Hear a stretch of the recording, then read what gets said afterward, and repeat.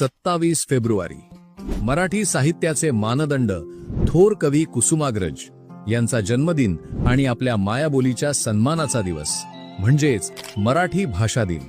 ज्या मातीत शिवरायांचा जन्म झाला, ज्या भूमीत संतांनी भक्तीचा अखंड गजर केला, जिथे प्रत्येक शब्दात स्वाभिमान धगधगतो, ती ओळख, ती ताकद, ती ज्वाला म्हणजे मराठी। संस्कृतच्या प्रभावातून जन्मलेली महाराष्ट्री प्राकृत बोली 7 वाहनांच्या पैठण दरबारात घुमली आणि मराठीचा पाया रचला गेला। यादवांच्या राजाश्रयात ती फुलली। लीळा चरित्रानं तिच्या साहित्य यात्रेची पहिली सुवर्ण पानं उघडली। ज्ञानेश्वरांच्या ज्ञानेश्वरीतून प्रकटलेलं तत्वज्ञान, नामदेव एकनाथ तुकारामांच्या अभंगातून जागवलेली भक्ती आणि समाज जागृती, हीच मराठीची दिव्य आध्यात्मिक शक्ती। बहिणाबाईंच्या ओव्या, पुलंचं हास्य, अण्णाभाऊंची